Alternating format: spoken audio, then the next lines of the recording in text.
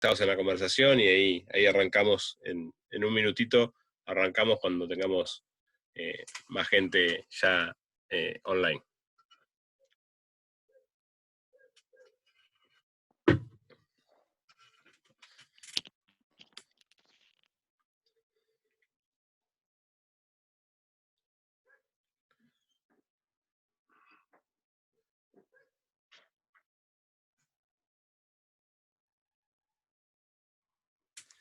Esperando que estén todos cuidándose y en su casa.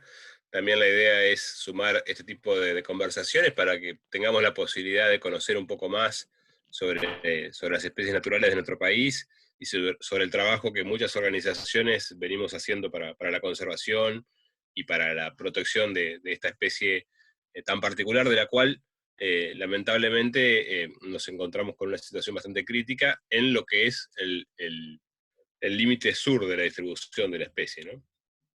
Así que bueno, eh, estamos ya acá con la información del contador de asistentes, ya se va, el acomodador del cine ya va acercando a algunos con la linterna para que se pongan cómodos, y en un ratito arrancamos formalmente con este webinario sobre la conservación del yaguareté en la selva misionera. Exactamente, con esta segunda charla webinario que estamos, de un ciclo que estamos organizando desde la Fundación Vida Silvestre. El primero fue la semana pasada con todo lo que fue Argentinat eh, y el City Nature Challenge, y bueno, ahora iniciando con esta del yaguareté y la conservación del yaguareté en la selva misionera.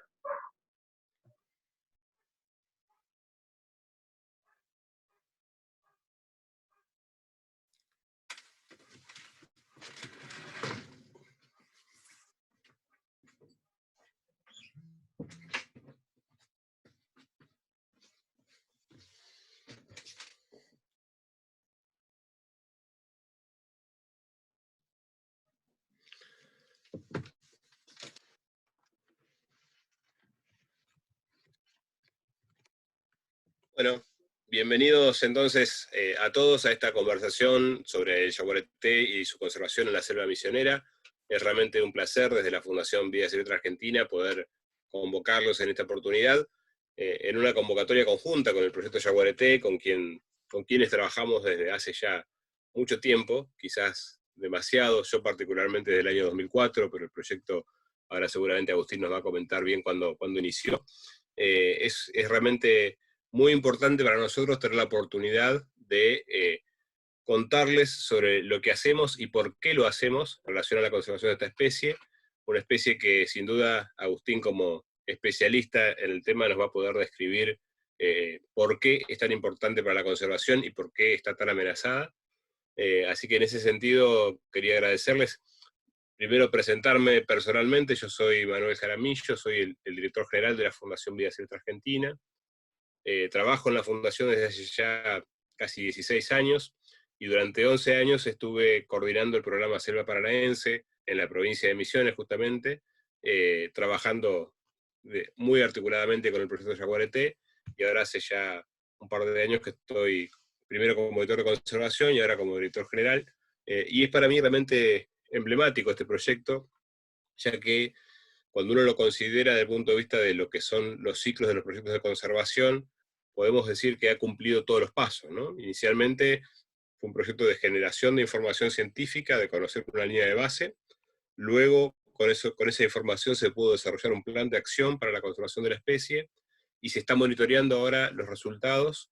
Luego de implementar las acciones de ese plan de acción, se están monitoreando los resultados que permiten conocer el nivel de éxito de las acciones de conservación y aún implementar un manejo adaptativo en el caso de que sea necesario para corregir ese plan. Así que en ese sentido es, desde el punto de vista de lo que se llama biología de la conservación, un proyecto que también está muy vinculado a la dinámica de la planificación estratégica, y que aborda también los componentes productivos y sociales. Pero bueno, no me quiero extender demasiado, no quiero dar demasiada información, y me gustaría pedirle a Agustín Paviolo que él mismo se presente y nos cuente un poco quién es, en qué trabaja, por qué lo hace, desde cuándo, y bueno, y si ya querés ahí también, Agustín, nos podés contar un poquito más sobre la especie sobre la cual vamos a hablar.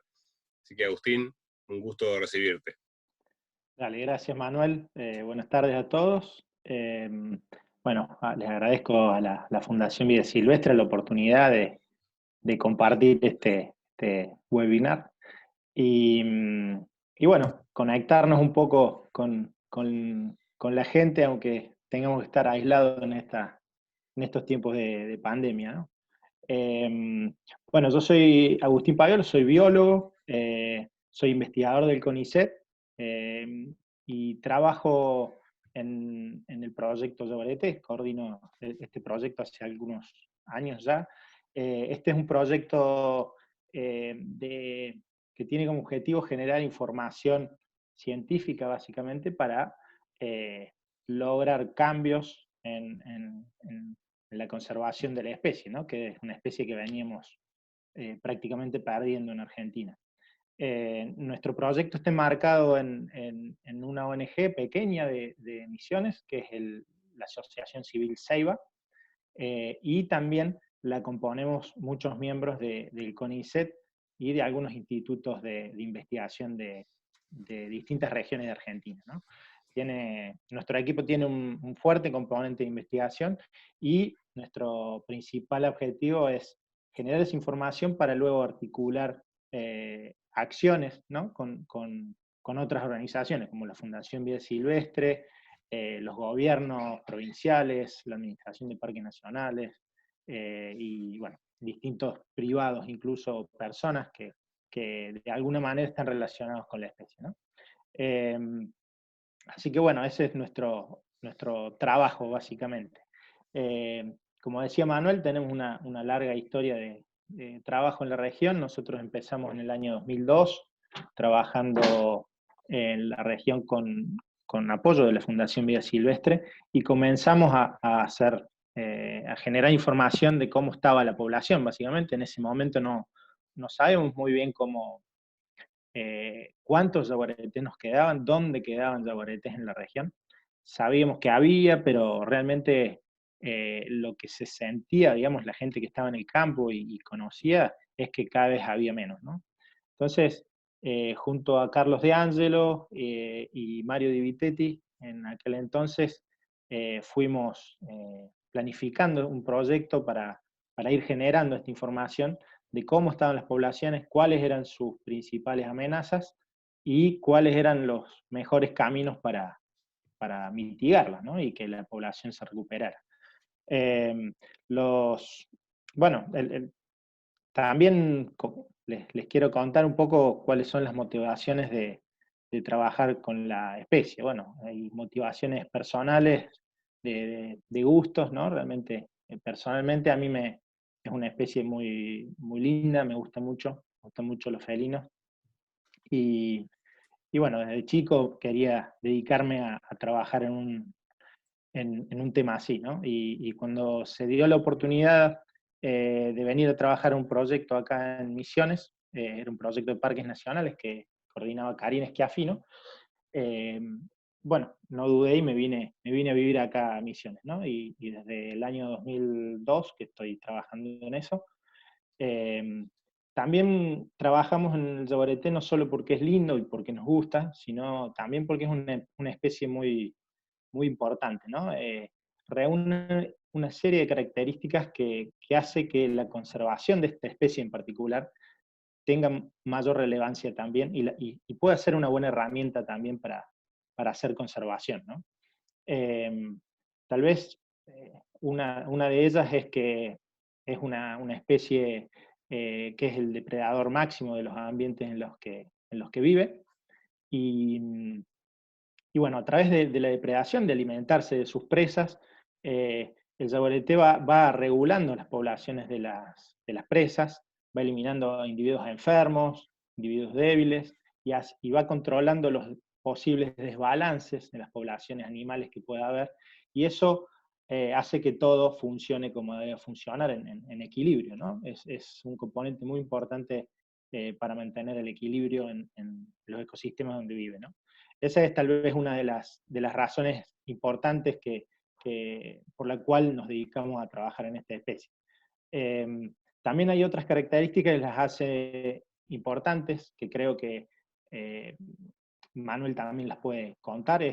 El yaguareté es una especie que también se la llama especie paraguas. Esto quiere decir que si logramos conservar una población de esta especie, también estaremos conservando a especies con menores requerimientos territoriales, ¿no? Con especies que viven en pequeños territorios. El yaguareté necesita grandes áreas para vivir, conseguir suficiente cantidad de presas, reproducirse, y la mayoría de las otras especies necesitan áreas más pequeñas, ¿no?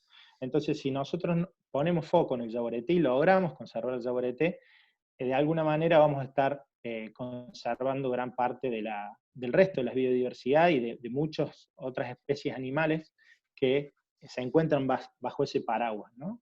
Y también, bueno, otra característica es que es un animal muy importante en la cultura, muy impresionante, muy atractivo, y también eso permite que sea una especie bandera, ¿no?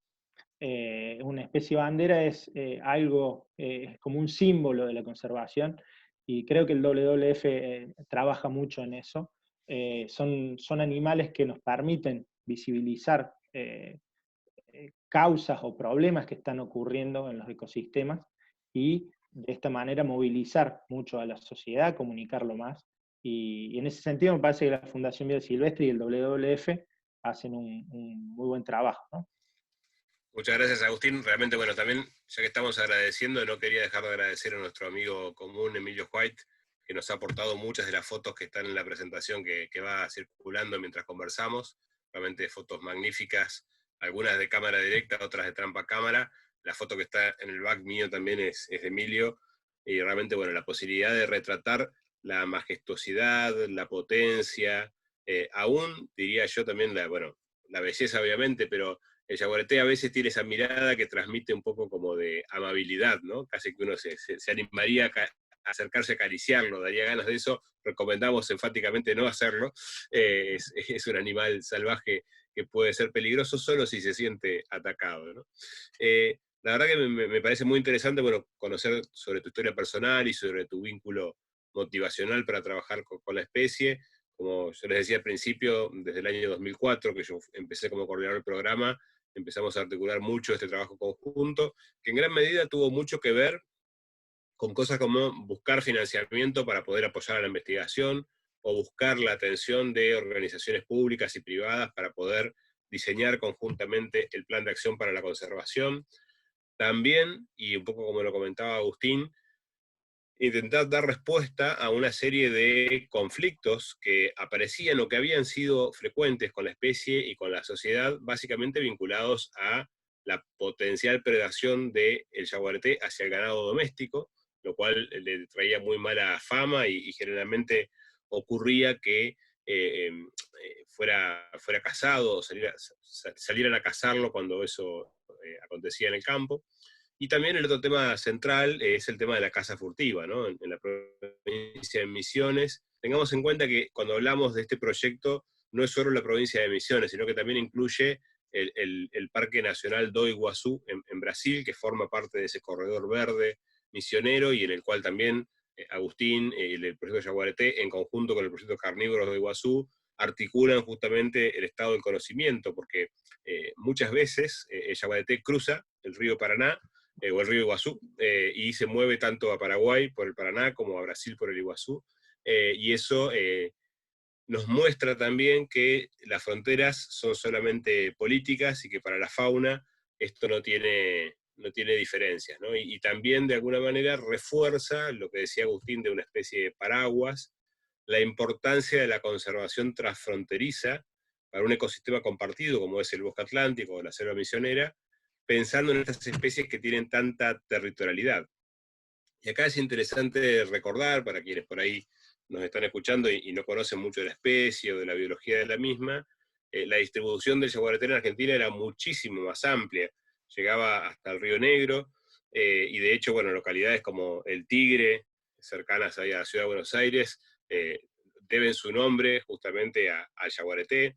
y hay otros toponimios que hacen referencia a esta especie que era bastante frecuente y bastante común antes de la colonización europea y donde se alimentaba de fauna silvestre también. De hecho, otra especie amenazada vinculada al yaguareté sin duda ha sido el venado de las pampas, que en algún momento ha sido presa frecuente del yaguareté, muy posiblemente, y hoy está relegada en gran medida por una de las principales amenazas que tiene, que es la modificación de su hábitat natural, a 3 subpoblaciones: la subpoblación de la selva misionera, la subpoblación o la población de la región chaqueña y la de las yungas, 3 poblaciones que Agustín nos puede comentar un poquito más, sin duda, pero que aparentemente podríamos confirmar que no están vinculadas entre sí, que no tienen posibilidades de intercambiarse individuos de manera natural, pero que son las que mantienen el acervo genético de la especie para nuestro país, y en la cual se basa el Plan de Acción Nacional para la Conservación de la Especie, pensando justamente en asegurar la presencia en esas ecorregiones, y también, entiendo yo, de asegurar la presencia a nivel nacional.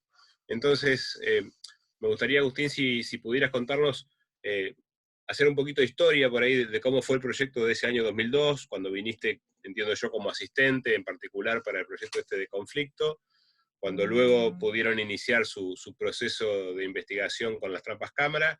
Bueno, contarnos un poquito el devenir de esos años y cuáles fueron las informaciones más relevantes que fueron consiguiendo, y también algo que a mí me parece central, y lo cual he sido testigo, cómo fue el crecimiento del grupo de ciencia dedicada a la conservación, ¿no? Inicialmente, entiendo, de un investigador de CONICET y algunos asistentes. Hoy hay un grupo mucho más grande que aborda diferentes líneas de trabajo con carnívoros vinculados a la conservación del yaguareté, y estaría bueno conocer un poquito de eso, Agustín, si lo pudieras contar. Bueno, gracias, Manuel. Sí, bueno, un poco cuento la historia de lo que hemos hecho en Misiones, básicamente, y eso cómo ha ido impactando en el crecimiento del equipo y bueno, los distintos pasos de la conservación de la especie que se han ido provocando, ¿no? Como te decía, yo inicié mi trabajo como asistente de campo de Karine Schiaffino, que estaba haciendo un trabajo para reducir el conflicto de los ataques de yaguareté en la localidad de Andresito, que es la localidad vecina al Parque Nacional Iguazú. Y Karina en ese entonces estaba trabajando con corrales, con boyero eléctrico, diseños de corrales para evitar que el yaguareté ingresara y comiera ganado, ¿no? Ese proyecto ya estaba apoyado por la Fundación Vida Silvestre. En ese contexto yo hice mi tesis de licenciatura, comparando un poco la abundancia de presas en un área bien conservada, como el Parque Nacional Iguazú, con un área que sufría bastante presión de caza, ¿no? Que era un área militar, que era Puerto Península, que está vecina al pueblo, y bueno, ahí tiene una presión de caza elevada. Y bueno, después de eso, desde la Fundación Vida Silvestre se impulsó un poco la creación de este proyecto para contestar a algunas de las inquietudes que estaban surgiendo, que era cuántos yaguaretés teníamos, dónde todavía quedaban y cuáles eran las amenazas, ¿no? Y bueno, así fue que, dirigido por Mario Di Vitetti, surge un poco el proyecto en el año 2002, 2003, y se suma también Carlos de Angelo. A partir de ahí hicimos nuestras tesis doctorales en eso, y fuimos haciendo un poco, diseñando un camino para contestar algunas de las preguntas. Nosotros, particularmente mi tesis doctoral tuvo más que ver con la pregunta de saber cuántos yaguaretés teníamos y qué hacía variar la cantidad de yaguaretés, ¿no? O sea, si teníamos más yaguareté en un área bien protegida o no, si eso dependía de la cantidad de presas que tenía, de la cacería. Y la tesis de Carlos, de alguna manera, estaba más relacionada a cuestiones de paisaje más macro, viendo cuáles eran los cambios, los grandes cambios en el paisaje, cómo afectaban esa distribución de la especie, la persistencia.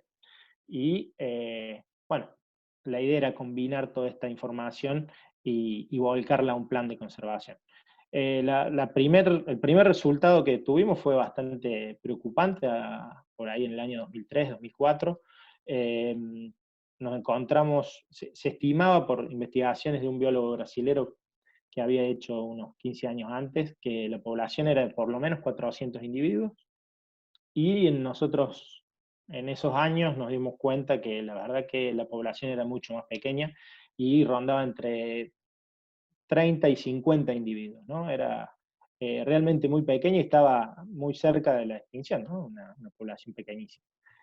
Ahí realmente sonaron las alarmas, nos juntamos con el gobierno de la provincia, con la Administración de Parques Nacionales, con la Fundación Vía Silvestre, y empezamos a trabajar duro en la elaboración de un plan, ¿no? Obviamente lo que salía también con claridad era que la caza furtiva estaba disminuyendo mucho la cantidad de presas, y eso hacía que las densidades fueran muy bajas, ¿no? de la especie. Entonces teníamos un montón de selva todavía, o sea, si bien estábamos perdiendo selva, se perdía el hábitat, teníamos bastante selva, pero las densidades eran bajísimas y las poblaciones estaban muy, muy deprimidas, sobre todo por la persecución de sus presas y de la especie, ¿no? Y bueno, de ahí trabajamos también en colaboración con otros científicos, con científicos de Estados Unidos, que son especialistas en evaluación de la viabilidad de las poblaciones, y hicimos un análisis de esto, y bueno, básicamente lo que salió de estos análisis de viabilidad era que la población estaba en una situación muy, muy crítica, y que la caza furtiva directa de la especie, o sea, la eliminación del jaguaretés, estaba poniendo en riesgo a la especie, ¿no? Eso fue un poco la primera información cuantitativa que pudimos proveer, y bueno, se empezó a trabajar bastante duro, ¿no? La verdad que la provincia de Misiones, la Administración de Parques Nacionales, se movieron bastante, y bueno, hubo también muchas instituciones y personas preocupadas, ¿no? Y se empezó a delinear este plan de conservación con toda esta información generada. También el trabajo de Carlos nos dio mucha información de cómo estaba distribuido el hábitat del yaguareté, o sea, las condiciones óptimas del yaguareté, y cómo diseñar un paisaje, lo que llamamos después el paisaje óptimo de la conservación del yaguareté, ¿no? Que es básicamente un paisaje, un mapa, imagínense, en el cual hay distintas áreas con distintas categorías, ¿no? En las cuales hay algunas regiones que son consideradas como áreas fuentes, en las cuales la reproducción es frecuente de la especie. Hay otras que están un poquito más amenazadas, pero que sirven como conexiones entre estas áreas fuentes. Y bueno, y también identificaba áreas que debían ser restauradas, áreas donde se debían poner esfuerzos de protección. Y bueno, con eso fuimos delineando ese plan que fuimos trabajando también con todas estas instituciones, y de alguna manera lo fuimos terminando, ¿no? Ya fue un proceso interesante porque no esperamos que se hiciera el plan para que se comenzaran a hacer las acciones. De hecho, el plan creo que se aprobó en el 2011, 2012, 2013, por ahí, pero las acciones de conservación ya venían desde el año 2004, 2005, con bastante intensidad. Así que, bueno, fue un proceso muy, muy interesante. Bueno, lo lindo de la historia es que gracias a todas esas acciones, la población se ha ido recuperando, ¿no? Nosotros hacemos un monitoreo cada 2 años de la población con cámaras trampa, y hemos ido viendo cómo se ha recuperado la población, y hoy paulatinamente, muy despacito, y en el año 2018 el último muestreo que hicimos es que nos indicaba que teníamos teníamos 105 animales, ¿no? Lo cual es un montón, o sea, si bien es una población pequeña, logramos duplicar la población de jaguareté en algo menos de 20 años, ¿no? Y lo cual es un gran logro, es un logro enorme, ¿no? Y se debe a muchas instituciones, sin duda. Permitime, Agustín, un comentario ahí al respecto. Bueno, justamente un poco cuando lo anticipaba, diciendo que podemos monitorear los resultados de este proceso de conservación, estamos viendo ahí algunas imágenes de Guacurarí en particular, que tiene puesto un collar, ¿no? Si querés contarnos un poquito cómo es ese componente de la investigación y para qué se realiza, cuáles fueron los resultados, la información que nos brindó Guacurarí, y bueno, por ahí un poquito el lamentable final, pero que muestra un poco que las amenazas sobre la conservación todavía están tan presentes, ¿no? Y bueno, me imagino que por ahí, para quienes nos están escuchando, que cuentes algún poco con detalle cómo es el procedimiento para lograr poner un collar de este tipo en un animal tan imponente como el jaguareté sería interesante, creo yo. Sí, bueno, es el seguimiento de animales con collares GPS o satelitales es una de las líneas que empezamos a trabajar en el año 2009. Y bueno, Guacurarí, el individuo que estamos viendo, fue el primer jaguareté que pudimos capturar y monitorear con esa tecnología. Bueno, capturar estos animales es bastante difícil, son muy poquitos, como saben. Guacurarí tiene un área, tenía un área un territorio enorme, o sea, encontrarlo y capturarlo era realmente muy difícil, ¿no? Había un guardaparque del parque del Ministerio de Ecología que nos decía que estábamos locos, ¿no? Que nosotros teníamos que hacer que el animal pisara en un pedalcito que mide menos de 15 centímetros de diámetro, eh, y lo teníamos que hacer pisar ahí, cuando el bicho camina 50.000, 60.000 hectáreas, ¿no? Y que era casi imposible. Pero bueno, uno con todo el trabajo de todos los años ya sabe dónde se mueven y ahí fuimos entrenándonos en distintas técnicas. A Guacurarí la primera vez que lo agarramos fue con una jaula, una trampa jaula, hay distintos métodos, también hay otros métodos que son con trampas lazos.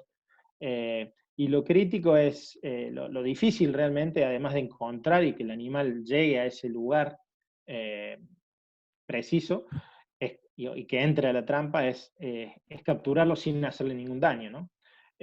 Sobre todo con estas especies que nosotros estamos investigando para tratar de salvarlas. O sea, si pensáramos que podemos hacerle algún daño, no tendría ningún sentido capturarlas. Así que bueno, esto es un desafío logístico muy importante, requiere un trabajo de muchísima gente.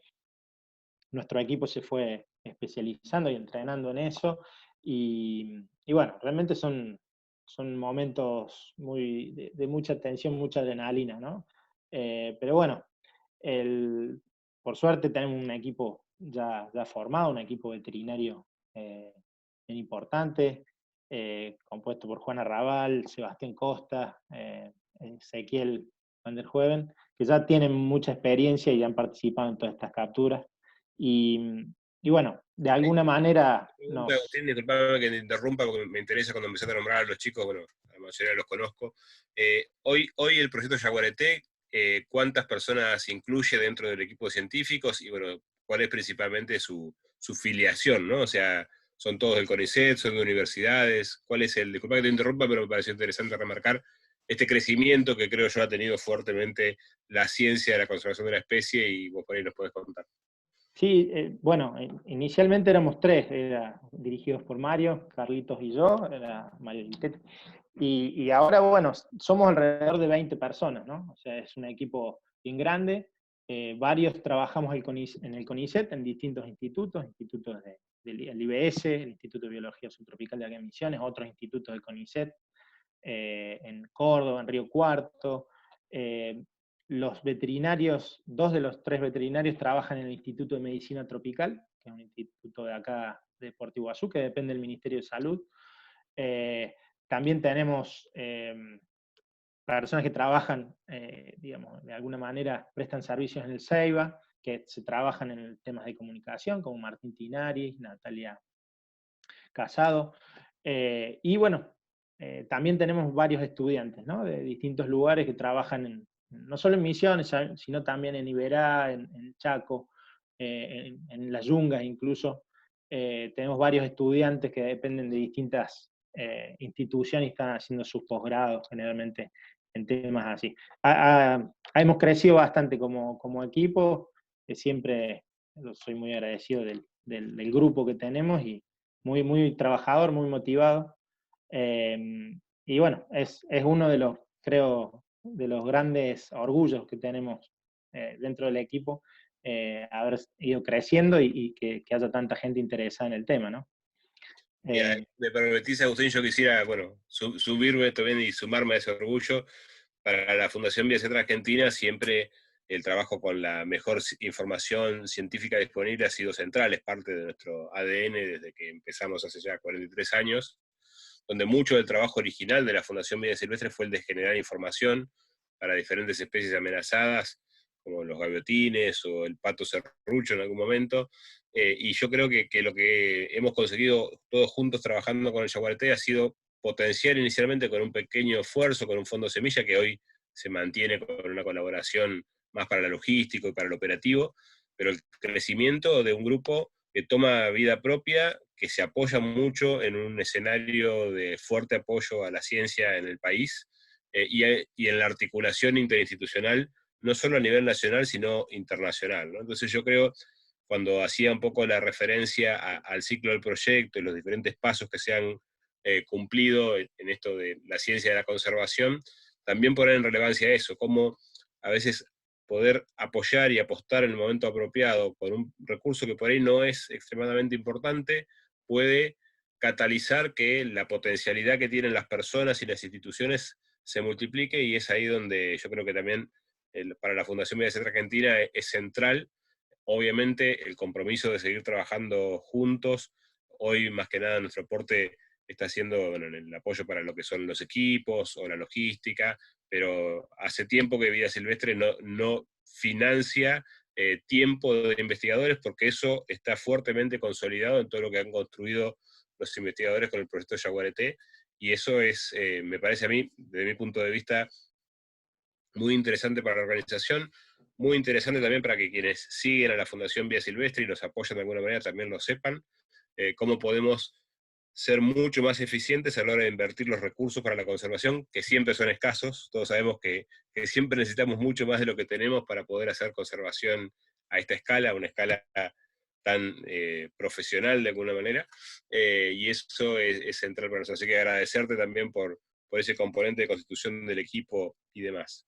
Me gustaría, y disculpa que te interrumpí, ¿no? Más allá, bueno, si querés por ahí cerrar un poco la historia de Guacurarí, cuál fue la información que nos brindó, y si hay algunas historias más allá de la de Guacurarí, que no me quiero anticipar al final, nos muestran un poco algo de expectativa y posibilidad y compromiso de que esto va a seguir mejorando.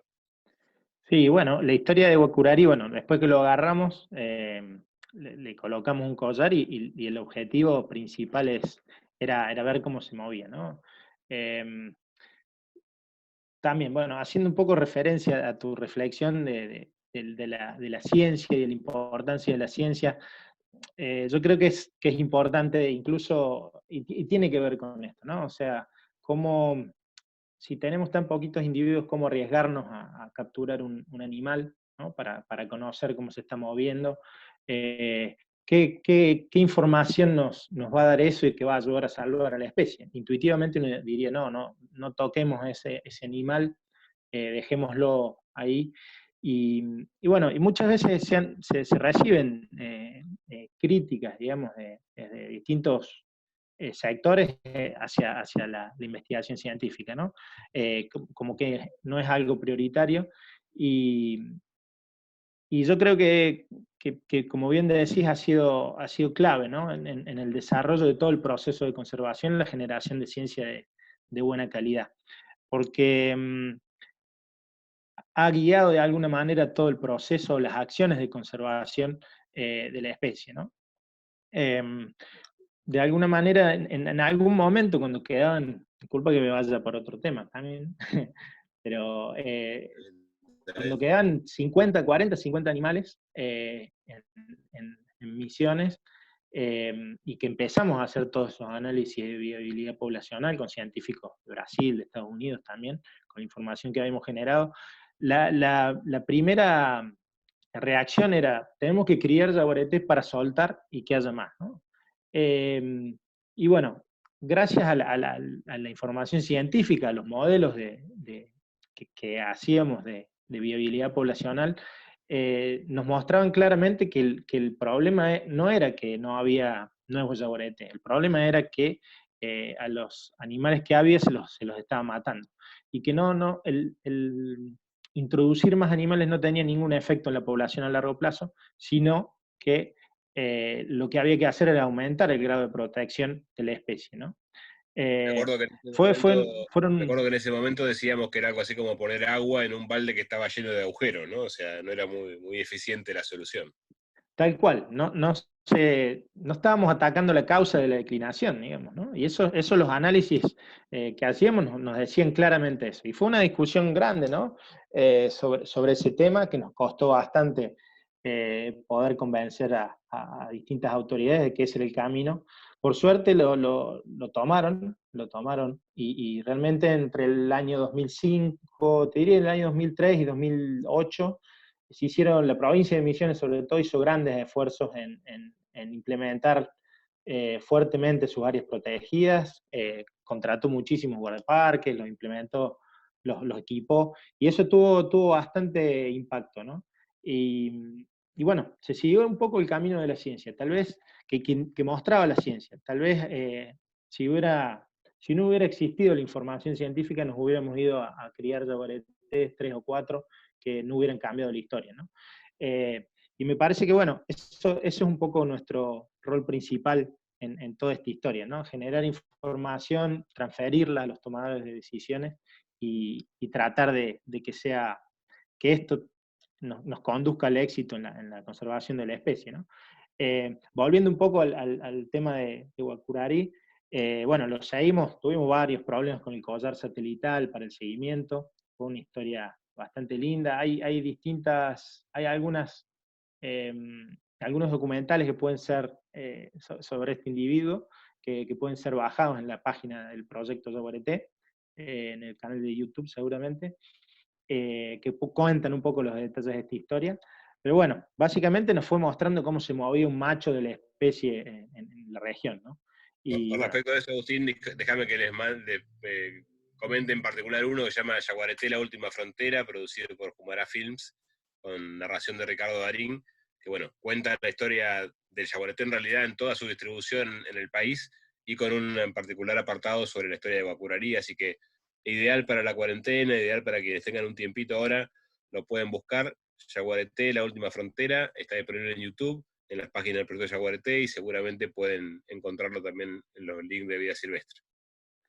Sí, realmente está muy bien logrado el documental, muy buen trabajo de Johnny Rayo y Marcelo Viña, ¿no? Y bueno, una de las historias es la de Guacurari, porque fue una historia bastante paradigmática.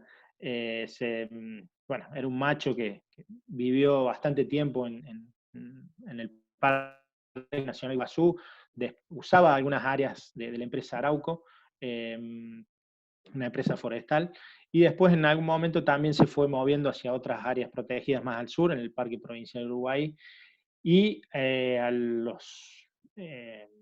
a un par de años después de la primera captura, porque lo capturamos 2 veces, fue muerto por cazadores furtivos dentro de un área protegida, ¿no? Y, y bueno, realmente fue una noticia muy, muy impactante, y lo interesante fue que pudimos contar la historia, ¿no? Se pudo documentar qué pasaba con un yaguareté en Misiones. Este yaguareté nunca había depredado ganado, y muchas veces se cree que la gente lo mata solamente porque depreda ganado, porque tiene miedo. De alguna manera este animal tenía una conducta ejemplar, se movía dentro de un área protegida, o varias, y bueno, igual fue cazado, y nos permitió contar un poco en primera persona qué estaba pasando con muchos jaguaretes en Misiones, ¿no? Y eso creo que no solo la información científica general, sino la información pública que se dio, cómo se contó la historia. Bueno, el documental de Yaguareté, la última frontera, de hecho es un producto de lo que pasó. tuvo un gran impacto en la sociedad, en los medios, en general, y yo creo que terminó cambiando algunas cosas de la historia de la especie. Mucha gente empezó a tomar más conciencia de lo que estaba pasando. Y bueno, y también son historias muy, muy importantes, ¿no? Que tenemos que contar, ¿no? Y que de alguna manera son las que hacen reflexionar a las personas y cambiar eh, algunos comportamientos que tenemos, ¿no? Acá hay otra foto que estamos mostrando. Esta es una hembra, esto es en el año 2006. Es una hembra llamada Yariwi. Y la de atrás es su cachorra, una hembra, que se llama Mitaí. Y bueno, este individuo, Mitaí, lo estamos monitoreando desde ese entonces, ¿no? Aún el año pasado la estamos monitoreando a través de las trampas cámaras y ya hemos registrado distintas camadas de Mitaí, o sea, estamos de alguna manera monitoreando la tercera generación. Y probablemente yo creo que estamos cerca de que las hijas de Mitaí ya nos estén mostrando nuevas hijas, ¿no? Eso, además de que son historias lindas, nos están dando información muy, muy importante para la conservación de la especie, ¿no? Y ahí, Agustín, un comentario en particular, bueno, me parece maravilloso, digamos, un poco más desde lo emotivo, más allá desde la ciencia de la conservación, poder haber sido parte de alguna forma las instituciones y las personas que estamos involucradas en esto, en esa facilitación de que esta vida se siga reproduciendo en este ambiente de la selva misionera, y que de alguna forma nos muestra que los procesos ecológicos se mantienen activos, que se mantiene viva la selva más allá de la cobertura forestal. Y esto acá lo digo un poco como ingeniero forestal.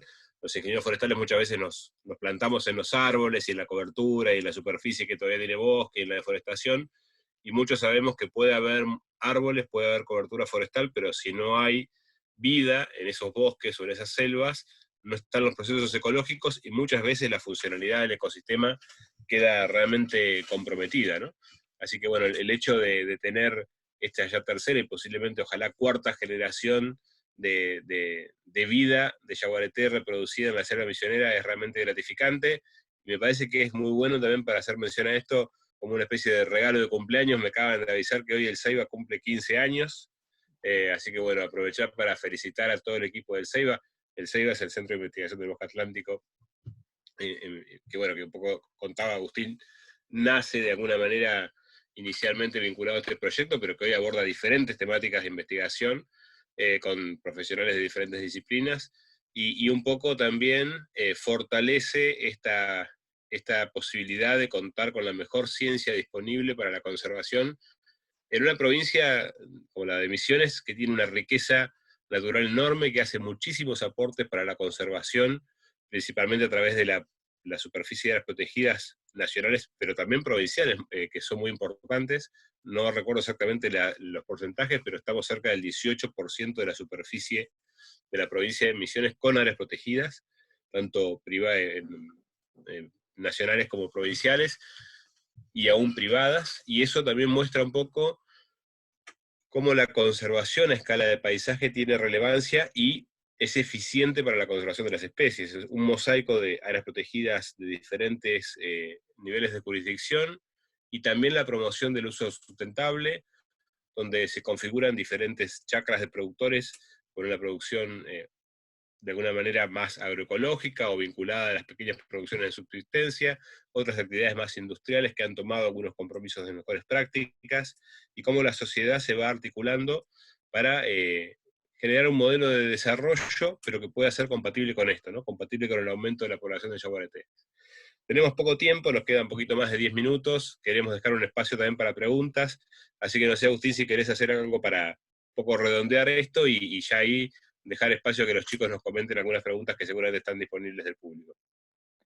Dale, dale, no, bueno, sí, comparto tus reflexiones. Yo creo que Misiones es un modelo muy, muy importante seguir, ¿no? De desarrollo. Es una provincia muy rica en biodiversidad, pero no tan rica económicamente, y a pesar de eso hace enormes esfuerzos para conservar la biodiversidad, y bueno, yo creo que eso es muy, muy importante. En esta cuarentena creo que deberíamos reflexionar cada vez más sobre cómo debemos producir, cómo debemos vivir, porque ciertamente el planeta nos está mandando señales de que la cosa no es más sustentable, ¿no? Hay muchos indicadores, mucha ciencia hecha alrededor de eso, y yo creo que hay que empezar a buscar otras alternativas, ¿no?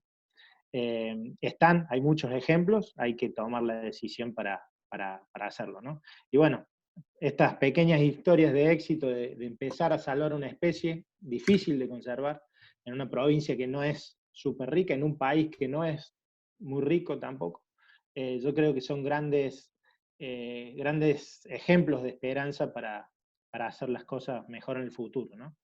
Así que bueno, agradecerles a todos, ¿no?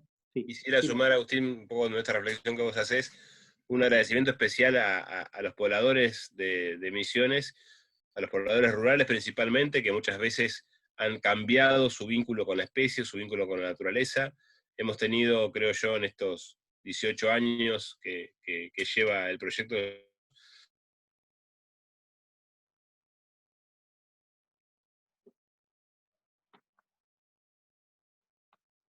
en el trabajo de comunicación y difusión que hemos hecho de manera conjunta con el proyecto Yaguareté y con las demás organizaciones, para que más gente conozca a Yaguareté, lo respete y entienda su valor de conservación.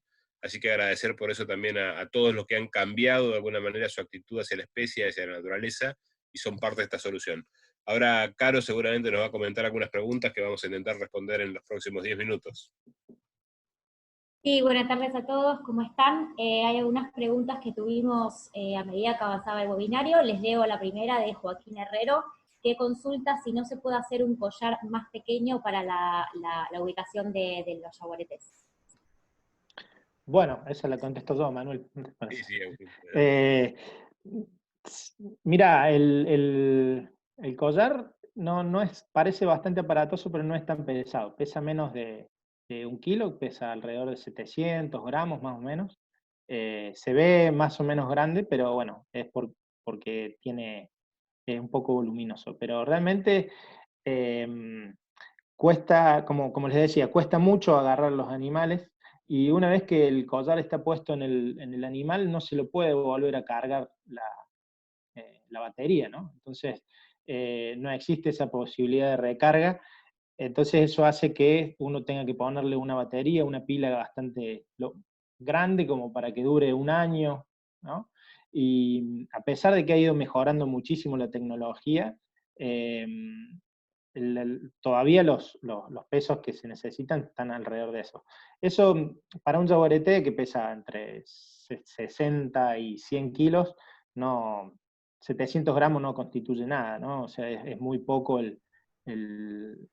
la molestia que le puede causar, digamos. En cuanto al peso, no significa absolutamente nada. Son animales muy, muy fuertes que pueden llegar a arrastrar, no sé, hasta un tapir que pesa 250 kilos con la boca.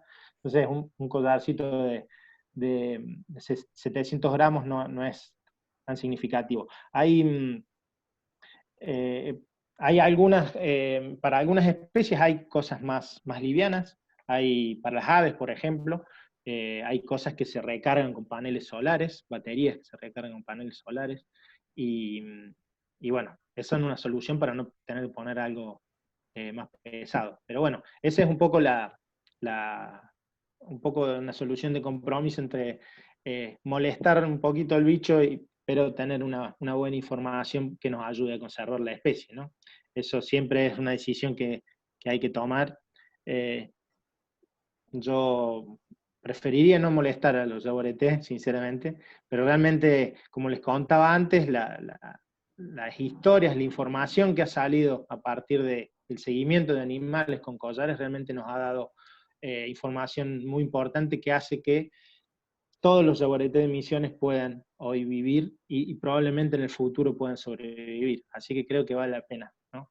a pesar de que es un poquito, puede molestarlo durante un tiempo. Algo importante de mencionar es que los collares tienen un dispositivo que se sueltan a un determinado tiempo, al año lo estamos programando, entonces es un año que lo están llevando y después se suelta.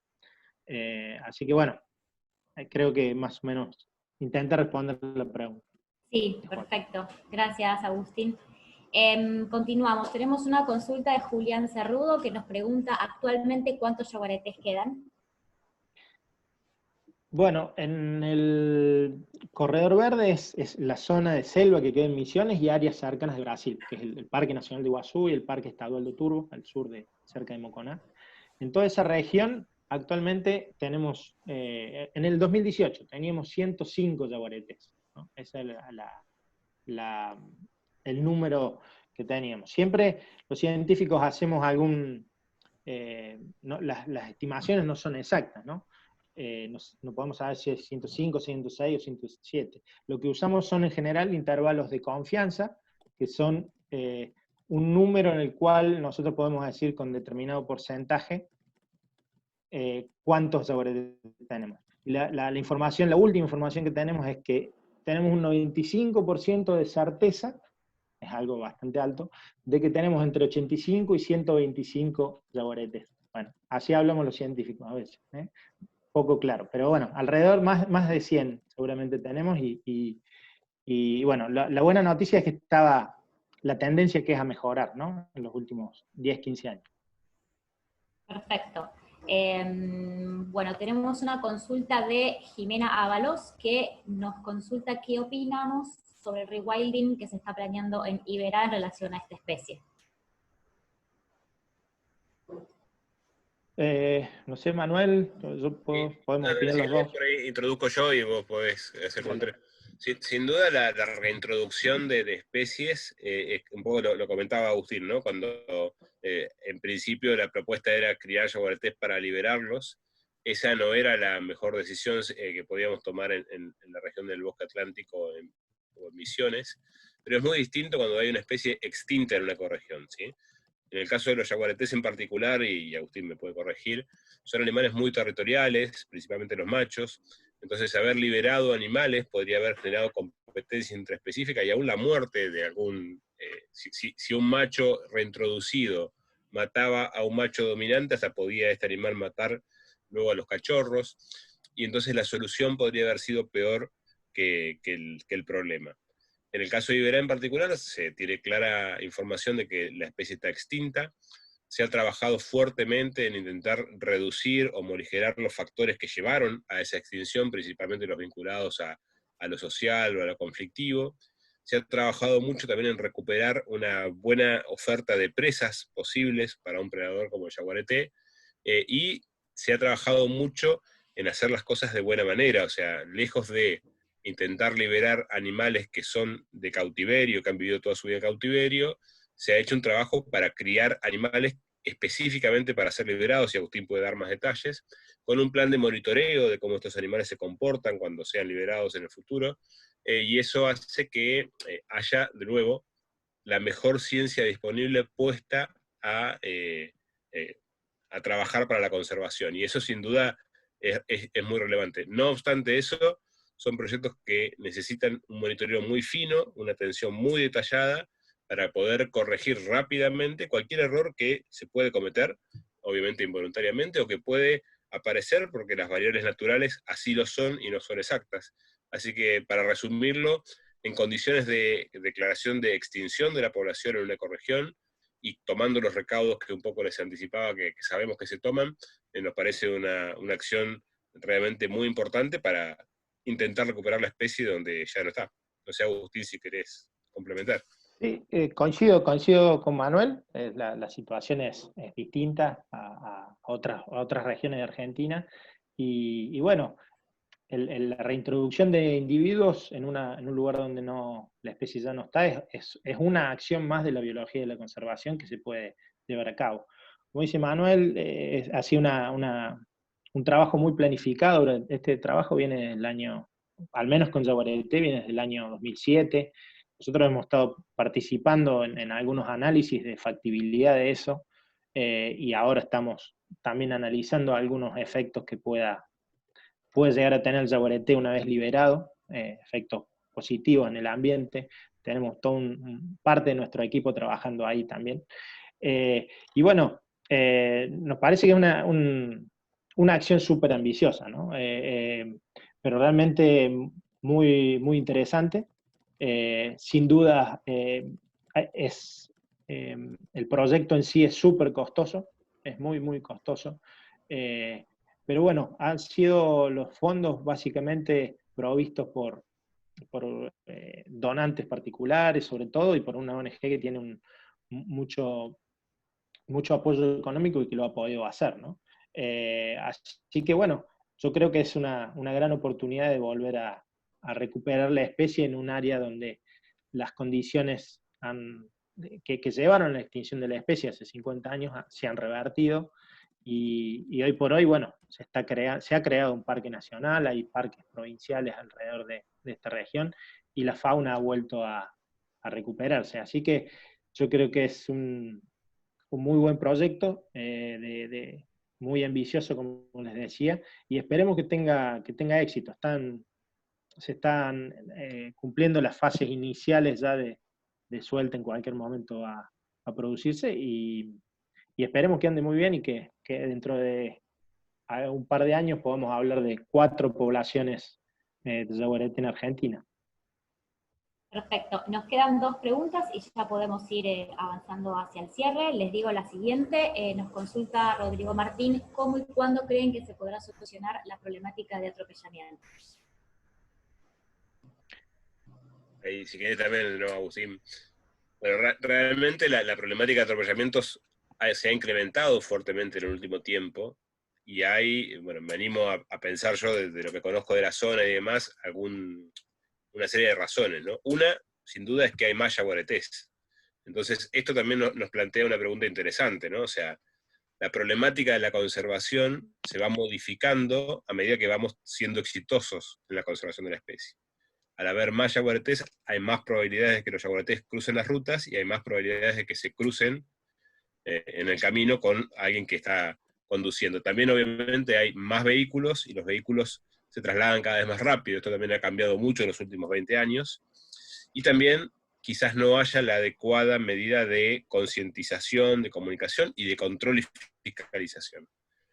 Diferentes alternativas hemos propuesto, promovido a lo largo de este tiempo, desde los primeros atropellamientos, algunos muy emblemáticos. Lamentablemente nos queda poco tiempo para contar los detalles de ella. Sí, creo que era la hembrita que murió en su momento, pero no han sido del todo exitosos, ¿sí? Muchas veces es muy difícil lograr la articulación con las diferentes jurisdicciones que tienen que ver con la toma de decisiones, entre lo que es vialidad nacional, vialidad provincial, las autoridades provinciales, las autoridades nacionales, y eso hace que tengamos que seguir trabajando, desde mi punto de vista, en la concientización, que yo creo que es lo más central y lo más duradero, pero también en exigir medidas de control, fiscalización y sanción para los infractores, principalmente de la velocidad máxima, que es lo que más podríamos controlar, ¿no? Si se respetaran las velocidades máximas establecidas en las áreas protegidas, se podrían evitar muertes de yaguaretés, y para eso hay diferentes medidas promovidas por diferentes organizaciones que deben ser implementadas. Perfecto. Perdón, Agustín, querías... No. Coincido con Manuel. Es una problemática muy, muy compleja, pero que no solo afecta al yaguareté, ¿no? O sea, afecta...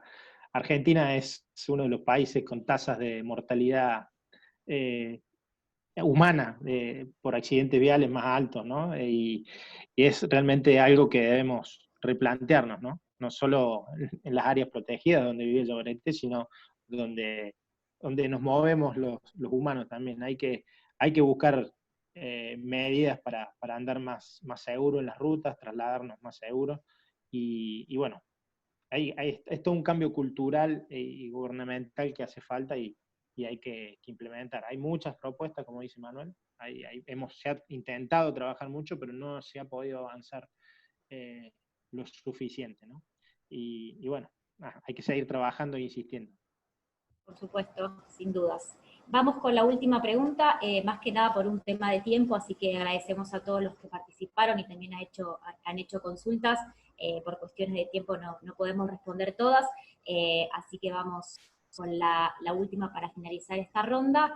Tenemos una consulta de Virgi Massa que nos consulta si trabajan en conjunto o con lineamientos similares por las otras 3 poblaciones, como la del Chaco. Bueno, realmente, bueno, muy interesante la pregunta. Yo creo que fue en el 2006 que pudimos conducir un taller en la ciudad de Posadas, quizás fue en 2004, la verdad que ya no me acuerdo, pasó mucho tiempo, donde nucleamos a referentes de las instituciones que trabajan en las 3 poblaciones, y ahí se crearon subcomisiones, la subcomisión selva paranaense, la subcomisión de Yungas y la subcomisión Gran Chaco, y cada una empezó a trabajar en los desarrollos de los planes de acción para la conservación en cada ecorregión. En algunos lugares, más que nada en el Chaco, Vida Silvestre participó, no tanto en Yungas, porque no teníamos trabajo ahí. Algunos científicos vinculados de alguna manera al proyecto de Yaguareté también lo hicieron. Y la de Misiones realmente tuvo más empuje, tuvo más velocidad en el desarrollo, porque estaba ya una masa crítica establecida. Pero luego las demás también lo lograron. Cada subcomisión logró terminar su plan de acción para la conservación, y eso luego la Nación Argentina, a través de la Dirección de Fauna de Nación, lo transformó en el Plan Nacional para la Conservación de Yaguareté, y hoy estamos articulados principalmente en lo que es, bueno, una en el seguimiento de ese Plan de Acción Nacional, en el cual Vida Silvestre también es parte, y la otra, bueno, el intercambio de la información, ¿no? Es algo que es central. Por ahí Agustín puede darnos ejemplos más claros de cuáles son las interacciones que hay a nivel de ciencia, pero sí, hay mucha, desde mi punto de vista, hay mucha interacción entre los referentes de todas las ecorregiones. Sí, hay trabajos, bueno, hay un comité nacional también en el cual se reúne información y trabajos de las distintas subcomisiones, y hay representantes de todas las regiones, ¿no? Y ahí se comparten de alguna manera las experiencias. Sí, sin duda, en nuestro caso, Verónica Quiró es la otra investigadora de CONICET, quien dirige nuestro equipo ahí en el Chaco, y bueno, hemos desarrollado trabajos muy similares al de Misiones, con trampas cámaras, sobre todo. Lamentablemente allá hay muy poquitos individuos y es más difícil fotografiarlos, aunque recientemente hemos tenido algunas fotografías. También hemos capturado un individuo en el Parque Nacional Impenetrable, en conjunto con Parques Nacionales y la Fundación Rewilding el año pasado. Y bueno, estamos usando un poco la información o el conocimiento que hemos generado en una región para llevarlo a otro.